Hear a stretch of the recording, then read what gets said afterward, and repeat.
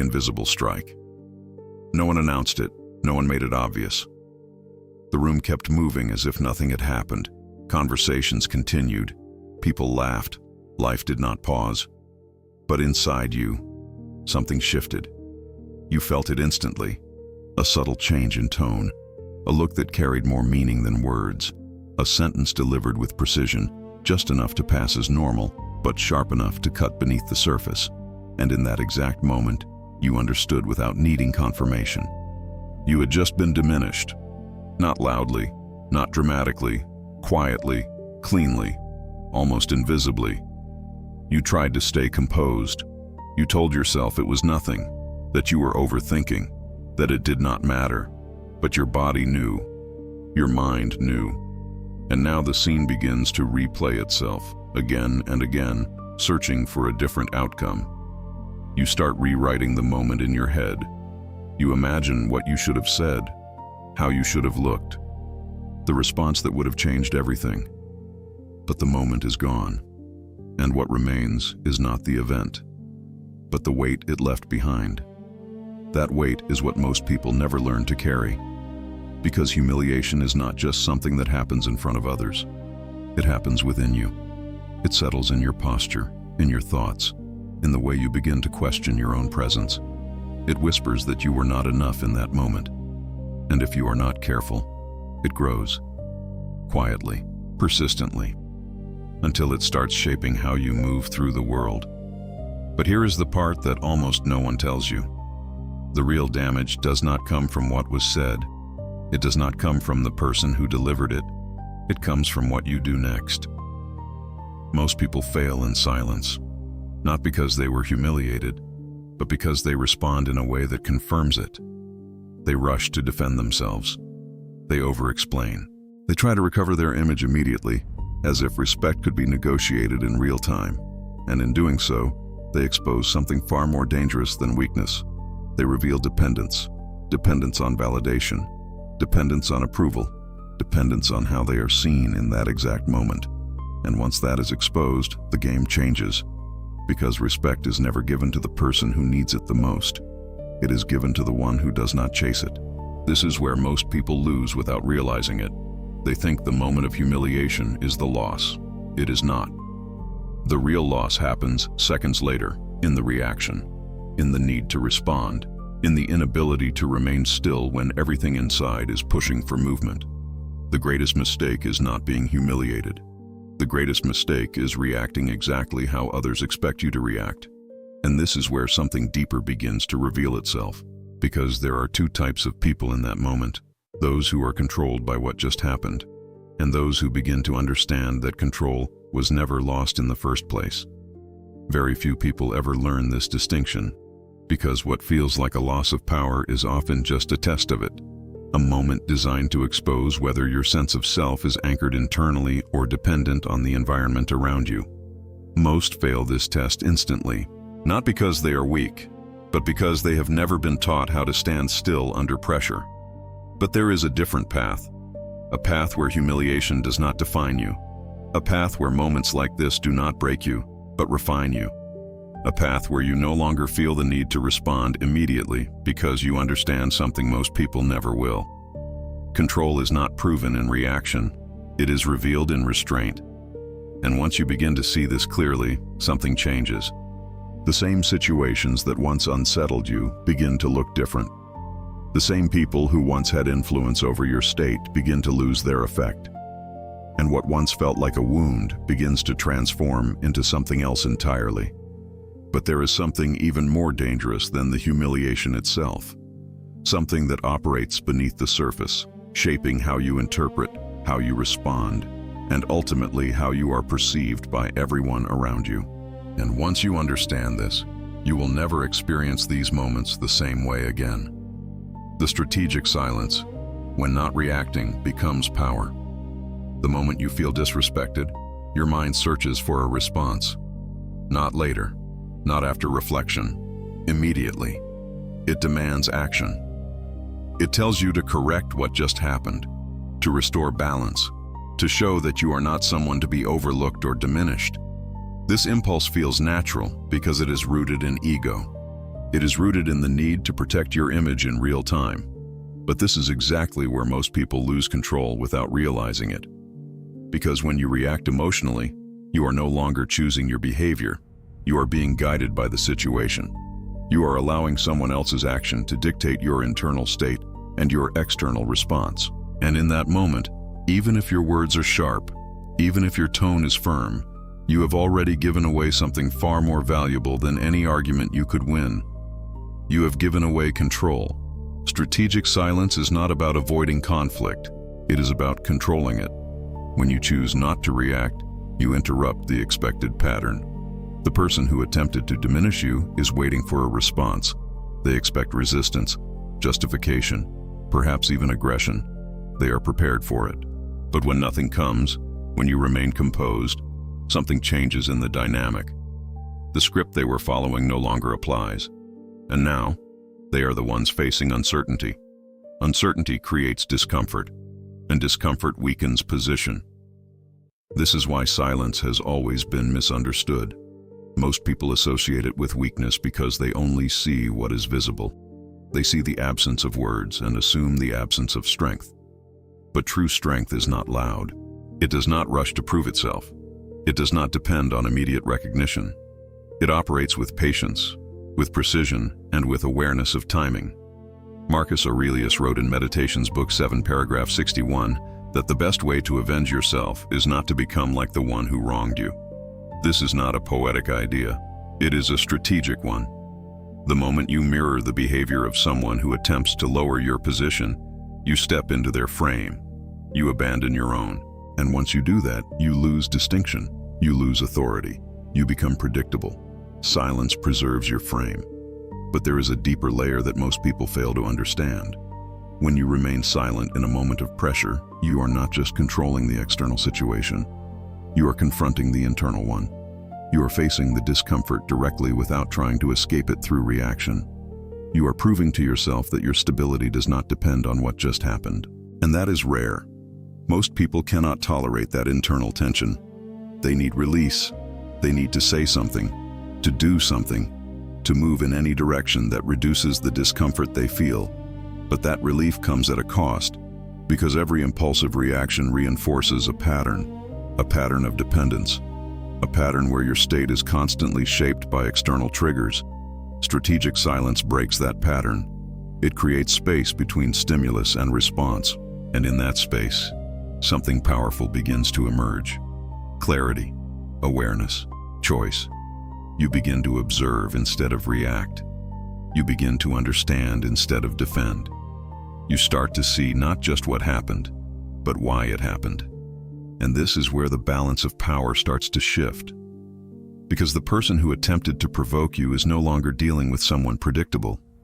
They are facing someone who does not follow the usual script. Someone who does not react on command. Someone who cannot be easily read or controlled. And this creates a subtle but undeniable change in perception. You are no longer seen as reactive. You are seen as composed. And composition commands respect in a way that words never will. But silence alone is not enough. If you stop here, you risk being perceived as passive rather than controlled. And there is a difference, a critical one. Because true power is not just in what you do not do. It is in what you choose to do next, after you have secured control over yourself. And this is where most people fail again. Not in the moment of silence, but in what follows it.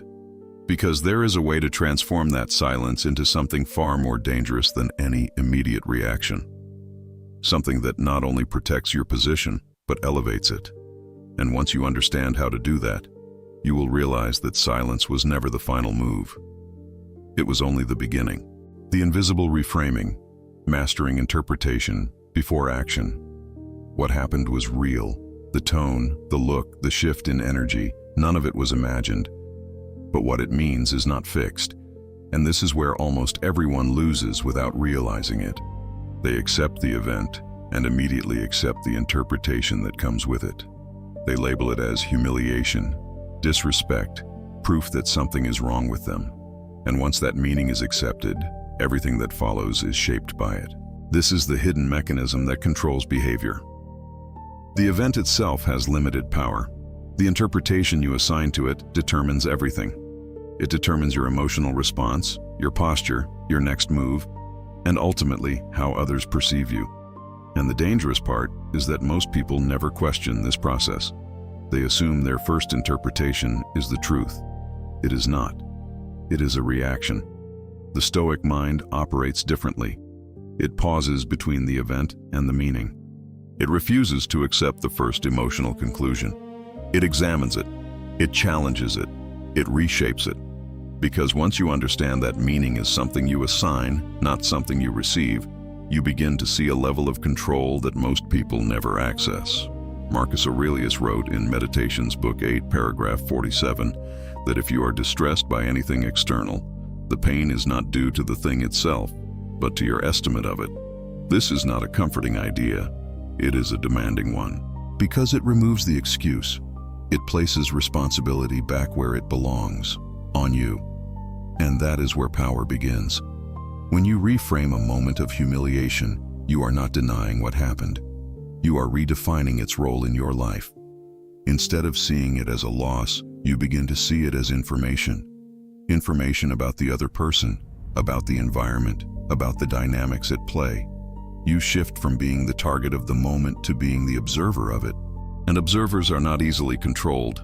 This shift is subtle, but its impact is profound.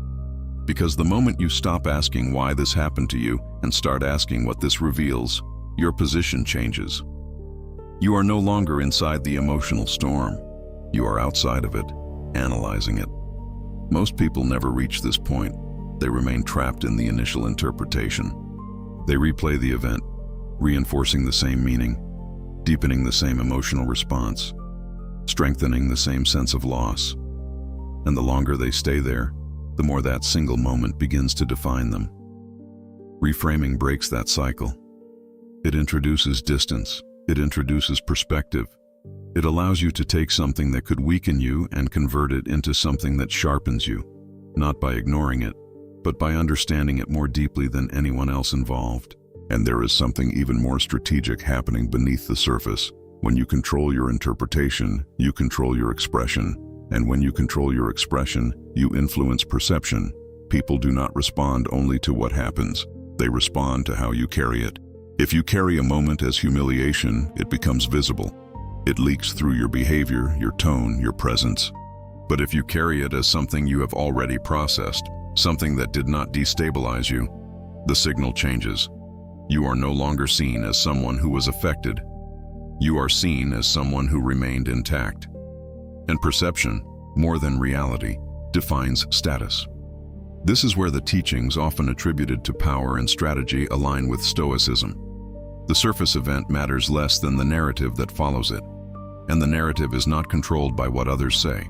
It is controlled by how you embody the moment after it happens. But there is a deeper layer that most people still miss. Even if you reframe the event correctly, even if you detach from the initial emotional interpretation, there is still something that can pull you back into the same cycle. Something that operates quietly, constantly, shaping how much weight you give to what others think. And if you do not address this, you will find yourself repeating the same internal struggle, no matter how well you understand the theory. Because at the core of humiliation, there is a dependency that must be broken. And until it is, no amount of reframing will fully free you.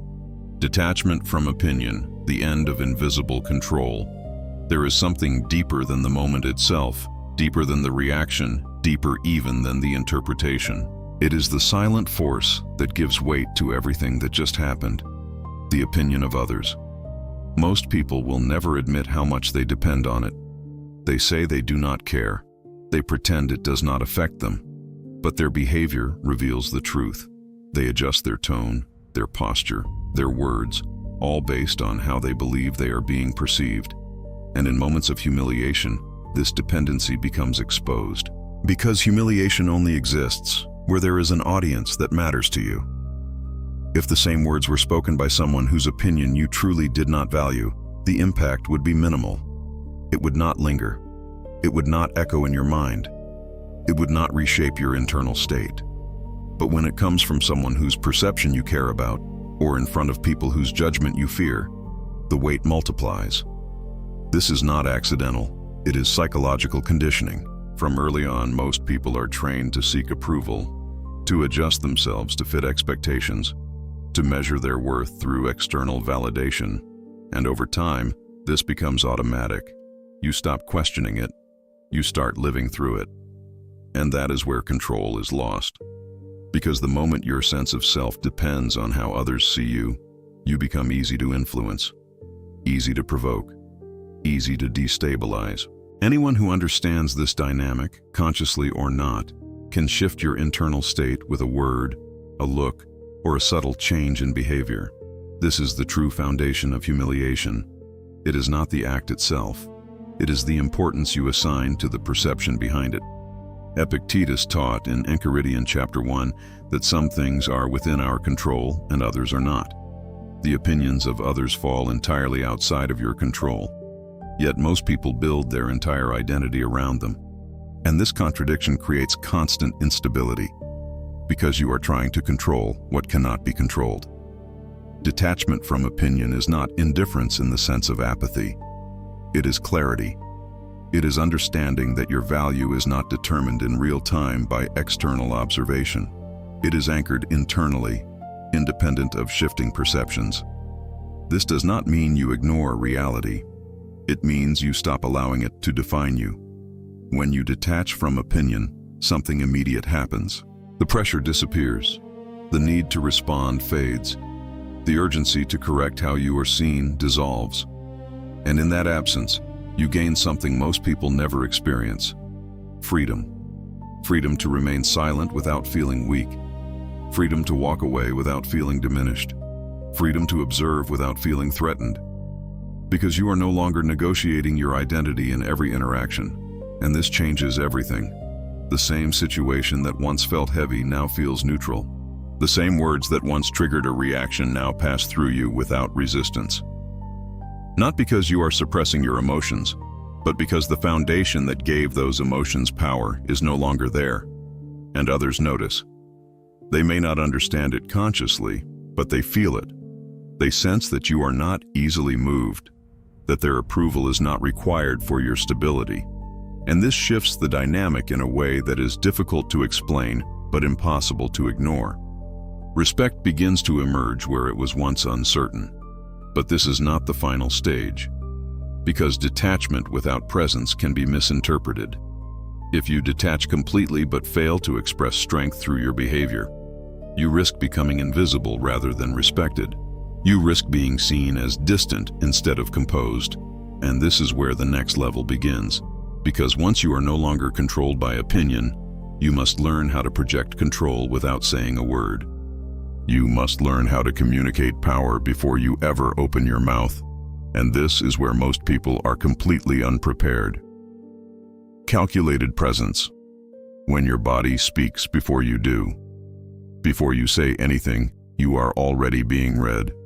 Before you respond, before you decide, before you even organize your thoughts, something within you has already communicated a clear message.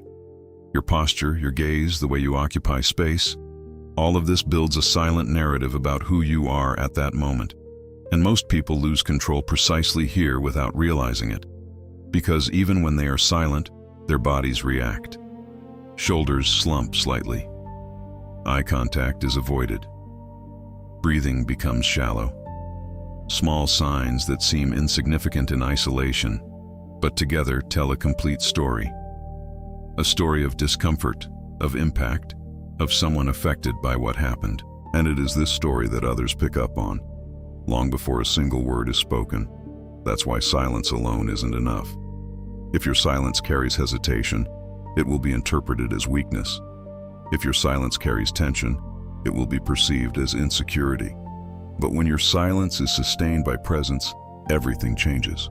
Because presence is not something you say, it's something you transmit.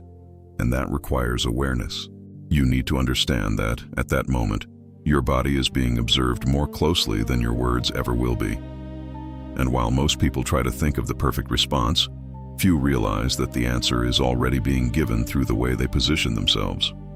Marcus Aurelius wrote in Meditations, Book 6, paragraph 30, that dignity lies not in what happens to you, but in how you behave in response to it. This goes beyond visible behavior. It is an inner discipline that manifests externally. It is the ability to maintain consistency between what you feel and what you demonstrate without being dominated by impulses. Calculated attendance is what it's all about. It's about maintaining a steady gaze without defiance or submission. It's about holding the body in a stable way without rigidity or withdrawal. It's about allowing silence to exist without the need to fill it. Because when you don't rush to react, you create a different kind of tension in the environment. A tension that doesn't come from fragility, but from unpredictability. And the unpredictable cannot be easily controlled. People who try to belittle others usually count on an emotional response.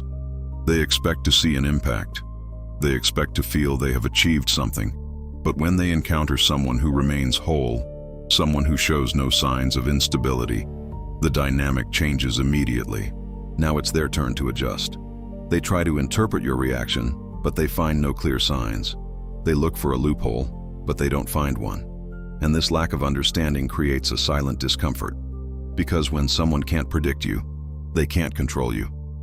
And this is where presence becomes power. But there's a detail that few understand.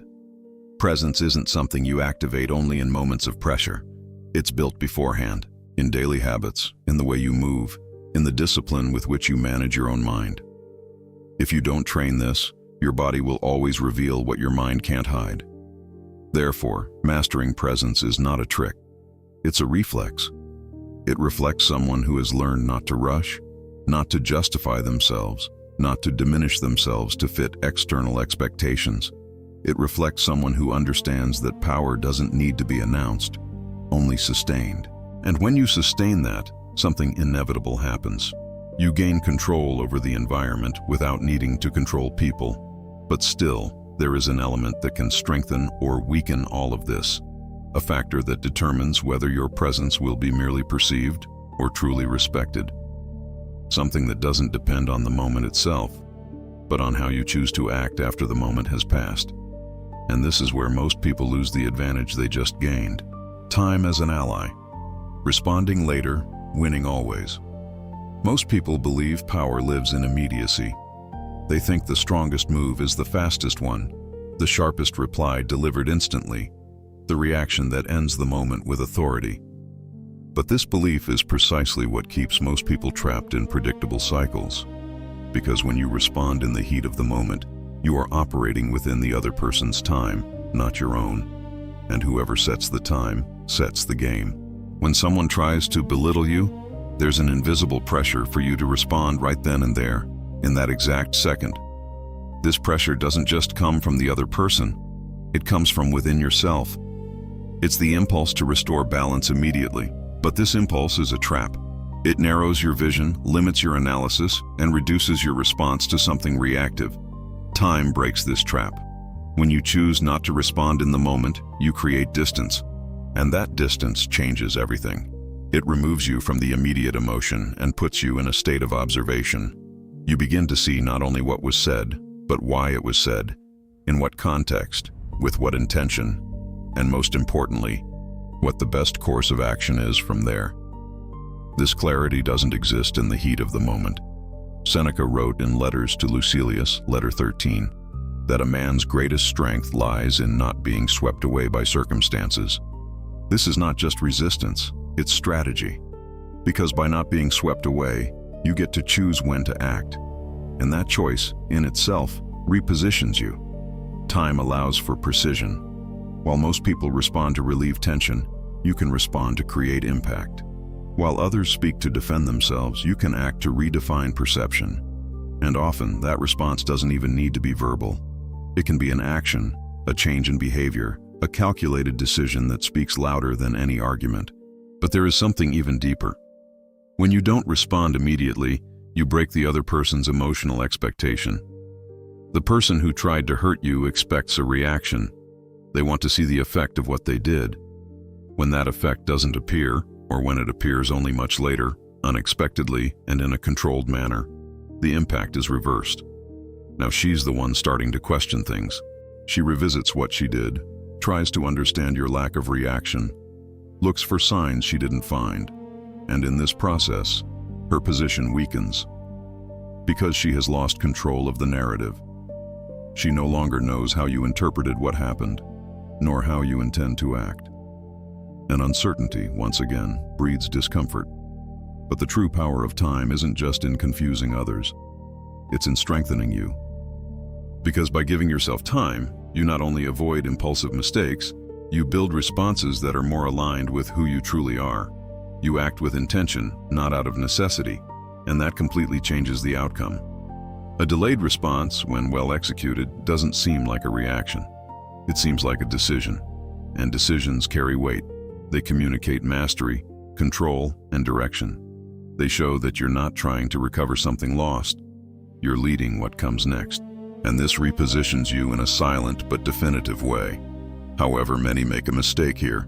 They use the time only to avoid confrontation, not to prepare a stronger response. They distance themselves, but they don't evolve. And when they finally need to act, they are still stuck in the same mindset they had at the initial moment. And that negates the entire advantage. Because time without transformation is merely postponement. For time to become a true ally, it needs to be used for rebuilding, for internal adjustment, for strengthening, for refining the way you think and act. Otherwise, you only prolong the same pattern you tried to avoid, and it is precisely here that the next level is revealed, because it's not enough to control the moment and choose when to act. There's something more powerful than any direct response, something that not only ends the episode, but completely redefines who you are in the eyes of others. And few have the discipline to achieve that. Silent reconstruction. Results, not words. There is a point where responding becomes unnecessary, not because the situation no longer matters, but because you have moved beyond the need to address it directly. This is where most people hesitate, because they still feel the urge to explain, to clarify, to prove that what happened does not define them. But the moment you feel the need to prove, you are still operating from the same place that was shaken. True reconstruction does not announce itself. After a moment of humiliation, the instinct is to repair your image through words, to tell people who you really are, to correct the narrative before it spreads. But words are fragile. They depend on belief, on attention, on timing. And when they come too soon, they sound like defense. And defense, no matter how well structured, always signals that something was affected. Results do not ask for permission to be believed. This is why the most powerful response is not immediate, not verbal, and not emotional. It is developmental. It is the decision to take that moment, absorb it without resistance, and use it as fuel for transformation. Not transformation that is displayed instantly, but one that is built quietly, consistently, without the need for recognition. Because when change is real, it becomes visible on its own. This is the principle that separates those who remain stuck in the memory of a moment from those who rise beyond it. One group keeps revisiting what happened, trying to resolve it through explanation. The other shifts focus entirely. They stop negotiating the past and start constructing the future. And this shift is not external, it is internal. It is the decision to refine your discipline, to sharpen your awareness, to elevate your standards in ways that no one else can immediately see. It is waking up earlier, thinking more clearly, speaking less impulsively, moving with more intention. Small adjustments that, over time, compound into a completely different presence. And when that presence changes, perception follows. People do not remember what you said in response to a moment. They remember who you became after it. They observe the consistency of your actions, the stability of your behavior, the absence of the need to prove anything. And slowly, without any announcement, the narrative shifts. What once looked like a loss begins to look irrelevant. This is why silent reconstruction is so powerful. It does not fight the moment, it replaces it. It allows time and consistency to overwrite the initial impression with something stronger, something undeniable. And because it was not forced, because it was not explained, it carries more weight. There is no resistance to it. But this requires discipline that most people do not have. Because there is no immediate reward, no instant validation, no guarantee that others will notice quickly. And for those who are still attached to recognition, this becomes difficult. They want to see the result now. They want confirmation that they have regained their position. But power does not operate on urgency. It operates on consistency. And consistency, over time, creates authority. Not the kind that is demanded, but the kind that is recognized. The kind that does not need to speak loudly, because its presence is already established. However, there is a final shift that completes this process. Because once you have reconstructed yourself in silence, once your presence has changed and your behavior reflects control, there is still one last transformation that determines whether you simply recovered from the moment or actually rose above it. And this final shift does something few people ever achieve. It does not just restore your position, it reverses the entire dynamic. The inversion of power, turning humiliation into authority. There is a moment when everything changes, not outside, but inside. The same type of situation appears again, the same tone, the same subtle attempt to test your position, the same kind of energy that once unsettled you. But this time, something is different. You are not waiting for it to pass. You are not trying to ignore it. You are fully aware of it, and yet nothing in you moves. This is not suppression, this is transformation, because now you are no longer operating from the need to protect your image. You are operating from a position that no longer depends on it. And when that happens, the entire dynamic inverts. What was once a moment of potential loss becomes a moment of silent authority. Power, in its most refined form, is not about domination. It is about stability. The one who cannot be shaken becomes the reference point. The one who does not react becomes the center of the interaction. And without saying a word, you begin to dictate the emotional tone of the environment. Others adjust to you, not because you forced them to, but because there is nothing in you that can be easily influenced. This is where most people fail to understand what true reversal looks like. They think reversing humiliation means confronting it directly, exposing it, correcting it, asserting themselves in a visible way. But that is still a reaction. It is still tied to the original moment. It still gives importance to what happened. And as long as you are responding to it, you are still beneath it. True inversion removes the need to respond entirely. It shifts the focus away from the event and places it on your presence. It makes the original moment irrelevant by replacing it with something stronger. Something that does not seek recognition, but naturally commands it.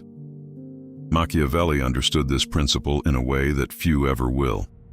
Power is not maintained through constant reaction, but through controlled perception. The one who appears unaffected, the one who does not chase validation, the one who moves with intention rather than impulse, becomes difficult to challenge. Because there is no visible weakness to target. And when there is no weakness, attempts to diminish, you lose their effectiveness. This is where the reversal becomes complete. The same people who once tested you begin to hesitate, not out of fear, but out of uncertainty. They are no longer sure how far they can go, how you will respond, or if their actions will have any effect at all. And this hesitation changes their behavior. They become more careful, and careful behavior around you is a form of respect. Not the kind that is given openly, but the kind that is felt. The kind that reveals itself in tone, in timing, in subtle shifts of interaction. The kind that does not need to be declared, because it is already present. And you did not demand it. You did not argue for it. You did not explain yourself into it. You became it. This is why the inversion of power is so rare, because it requires letting go of the need to be understood in the moment. It requires trusting a process that is invisible at first. It requires enduring the initial discomfort without reacting, without proving, without forcing a result. Most people cannot do this. They want immediate resolution, immediate clarity, immediate validation, and in chasing that, they remain trapped in the same patterns that created the problem in the first place. But once you move beyond that, once you understand that your power is not in what you say, but in what you sustain, something shifts permanently. You stop seeing these moments as threats. You start seeing them as opportunities. Opportunities to reinforce your control, to deepen your discipline, to strengthen your presence in a way that does not rely on external confirmation. And from that point forward, humiliation no longer has the same meaning. because it no longer reaches you. And when something cannot reach you, it cannot define you.